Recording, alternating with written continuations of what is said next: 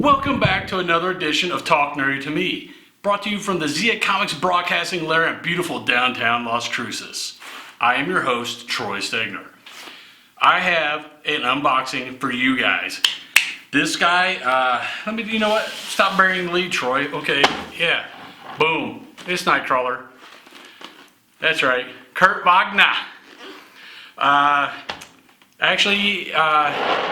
He was, I remember back when I was growing up back in the 80s, man, he was the most popular X-Men out there. And then, you know, around 2010, if I remember correctly, they killed him off for a little while, and I think they left him dead for too long, and people kind of lost interest in him, and he's never really regained that popularity he used to have. Great character, man. He, swashbuckling, you know, he's great with a sword. He's got the prehensile tail. He can lift quite a bit of weight with that tail. He's the one who made, if you've ever seen the Bamf, B-A-M-F, he's the one that made that popular. That would be the sound of when he teleports, you know, the air and the sulfur start brushing in from where he left to where he goes. It'd make that Bamf, Bamf, Bamf.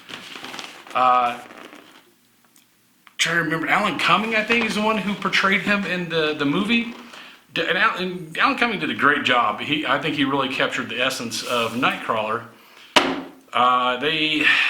They've recently, more recently, made him very religious. He's a very devout Catholic.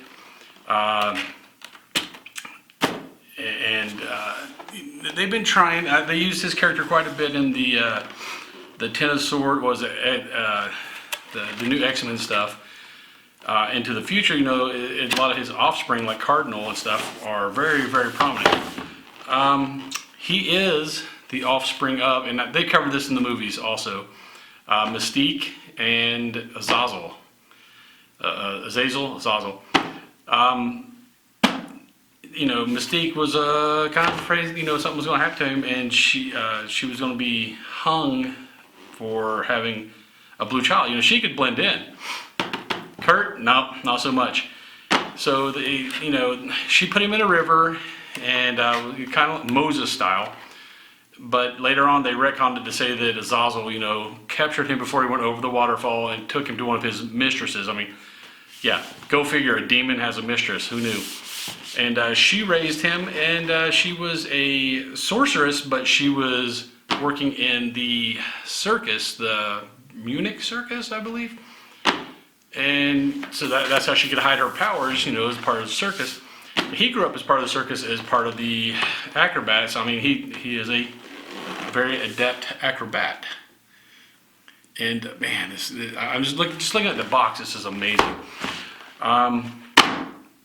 You know, let's stop wasting time, man. Yeah, Troy, stop wasting time. Let's open this thing up. Look at that.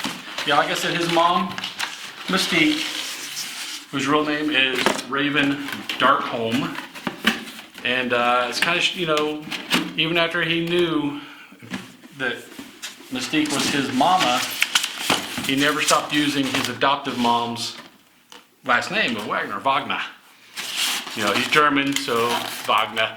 That's also something they kind of retconned later on. I think it was Roy Thomas. They were trying to make the X-Men he wasn't one of the original X-Men either. They were trying to make the X-Men more international. So like, hey, we need somebody German. Okay, Nightcrawler is now German. He was discovered by Professor X. The villagers, after they figured out he wasn't just acting in a suit, that he was actually a mutant, they were going to lynch him. And Mr. Xavier showed up in time to save him and say, hey, I'd really love to have you at my school for misfit mutants. And the rest is history. They gave him the old nickname Nightcrawler. Okay, this is an Iron Studios 1/10 scale. You can correct me if I'm wrong, but I believe this works with the other Sentinel statues. You know, the huge Sentinel statues that have multiple other X-Men's all over them. It's the correct scale because those are 1/10 scale also. And as you can see on the base, there is pieces of destroyed Sentinel. And we got his Bamf cloud here. That's that purple. It would always give that purple cloud out. Okay, this looks like it's just a little standalone cloud. Maybe that's where you can put his origin of where he's bamfing from. And this is obviously, since it's got the spots for his feeties, that's going to be where he is bamfing to. And yes, I'm making Bamf a verb. Oh, look at this. Oh, dude, the detail. I'm really liking this. This is, you know, Nightcrawler has the blue velvety skin. You don't really see much of the skin except for, you know, his face coming out of the top of the neck of the suit and his tail.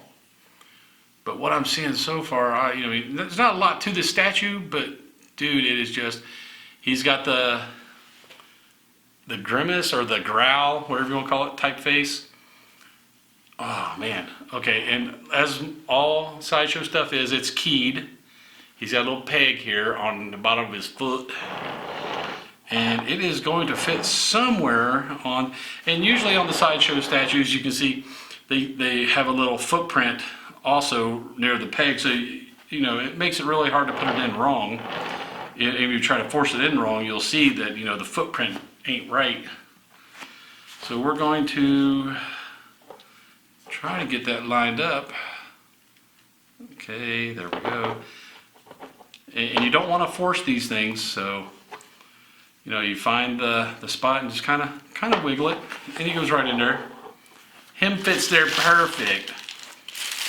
And then we got his big blue tail, big prehensile blue tail. Ooh, I didn't realize the tail was that long. Yeah, that's he has one heck of a tail. And I'm looking, and it's, yes, it's keyed also.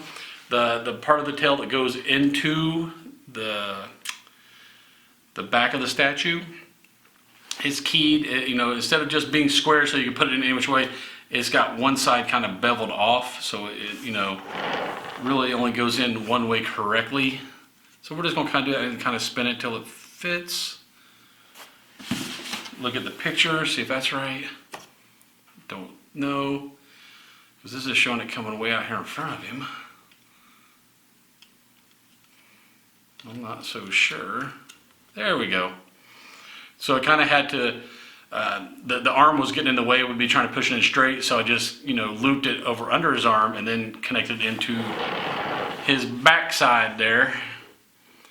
And the result is just an amazing likeness of Nightcrawler. You know, 3 toes, 3 fingers. Very acrobatic. I'm kind of digging the fact that they give you just a flat base for his origin cloud. You can put that anywheres. So I mean, you could have him go from anywhere. You know, in the beginning, I believe they kind of made it where he really could only teleport where he could see, but then they kind of retconned it a little bit. He has, you know, and it used to tire him out. The farther he teleported, the more energy it took from him. They've kind of changed that here recently. Now he can, I mean, he's teleported several hundred miles at a time now. And in fact, at one point, I think Professor X gave him coordinates, just gave him coordinates, and he teleported to the coordinates, never having been there, never having seen it. So that was, you know, that was a little different. I guess whatever fits the story. But, you know, he can teleport himself and, you know, a small number of other people or, you know, weight, mass.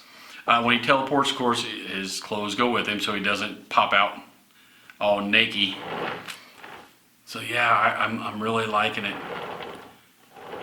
In fact, I think that's how he died in 2010, if I remember correctly. He teleported somewhere, and I think it was Bastion, I could be wrong, one of the others, stuck their arm out and he teleported, basically and merged with dude's arm, and that jacked him up pretty hard.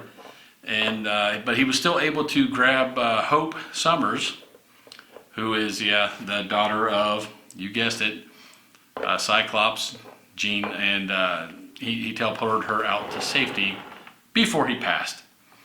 And long story of how he was able to come back. That's a story for a different statue. But anyway, this one, he is, he's just, they're tearing up the Sentinel.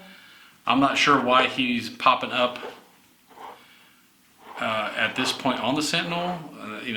But I guess you could put him anywhere. Maybe he's going to teleport from here to somewhere else and do some, van damage.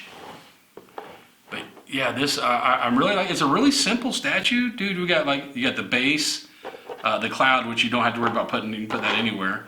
The body, it's all one piece, and the tail.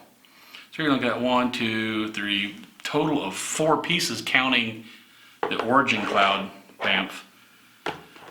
But that doesn't make it any less impressive. It's really, really pretty cool. Muscles all sculpted in there, good shading on the paint. Let me get another close look at the face. His eyes are always glowing. He's got the yellowy glowing eyes. Blue velvety skin. Classic Nightcrawler suit. And man, yeah. I would love to see this next to the other 3 Sentinels. I don't think the 3rd Sentinel's come out yet. I think it's just the first 2, but I would love to see this bad boy right up next to those Sentinels. I believe they got some of the other ones. He's not one of the ones that, there were some figures that are actually on the Sentinel statues, with your Wolverine, and I think it was Juggernaut, Colossus, Angel, Magneto, a couple of the others off the top of my head. And this is the correct scale, and he's not already on any of those statues, so I'm saying if it's not meant to go with the Sentinel statues, you can put it right next to him and it's going to fit right in, man. So there you have it, man. The Nightcrawler 110 scale from Iron Studios. Quick, simple little statue, but it does not lack in detail and coolness.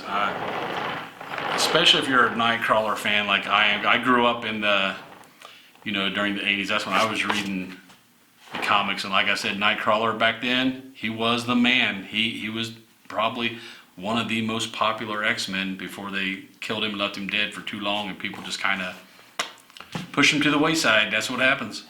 Like in comics, nobody stays dead long. Okay, if you like this unboxing and you'd like to see more like it, subscribe, man. It's free. It don't cost you nothing. And while you're at it, once you hit the bell icon, you'll be notified whenever we put up a new video. And until you see that new video, later, nerds. Get nerdy with me. Tell me what game that you get on. Is it card or read? What kind of class do you play, girl?